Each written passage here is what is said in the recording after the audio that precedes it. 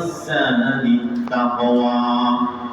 আল্লাহ রাব্বুল আলামিন ইরশাদ ফরমান, ও দুনিয়ার মানুষ, তোমরা পথে অবলম্বন করো, জেনে রাখবা সর্বশ্রেষ্ঠ পথে হলো তাকওয়া অবলম্বন করা।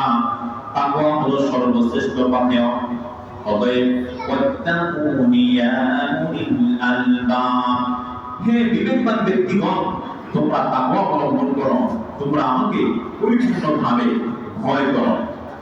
আল্লাহ রাব্বুল আলামিনকে যদি কোনো ব্যক্তি পরিপূর্ণভাবে ভয় করে, তাহলে সে কোনো অপরাধ করতে পারে না। সে বিশ্বাস করে সাত সমুদ্রের নিচে আল্লাহ রাব্বুল আলামিন তেমনি ভাবে দেখতে পান, যেমনি ভাবে প্রকাশ্যে আমাদেরকে দেখতে পান। নিগুড় অন্ধকারের ভিতরে আল্লাহ রাব্বুল আলামিন আমাদেরকে সেরকম দেখতে পান, যেমনি ভাবে সূর্যের আলোতে দেখতে পান। আমি গোপনে যেই গুনাহ করি, সেই গুনাহ সম্পর্কেও আল্লাহ রাব্বুল আলামিন পরিপূর্ণভাবে জানেন, যেমনি ভাবে আমি প্রকাশ্যে গুনাহ করলে আল্লাহ রাব্বুল আলামিন জানেন।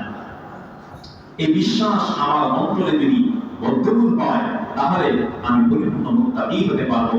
তাকওয়ার যে পুরস্কার, সেটা আমি লাভ করতে পারবো। দুই নম্বর হলো আখিরাতের স্মরণ। এই হজের মাধ্যমে আখিরাতকে স্মরণ করা যায়, আখিরাতের কথা স্মরণ হয়। একজন মৃত ব্যক্তি যেমন দুনিয়া থেকে আখিরাতের দিকে সফর করে, তেমনি ভাবে একজন হাজী সাহেব নিজ দেশ থেকে বাইতুল্লাহর দিকে সফর করে।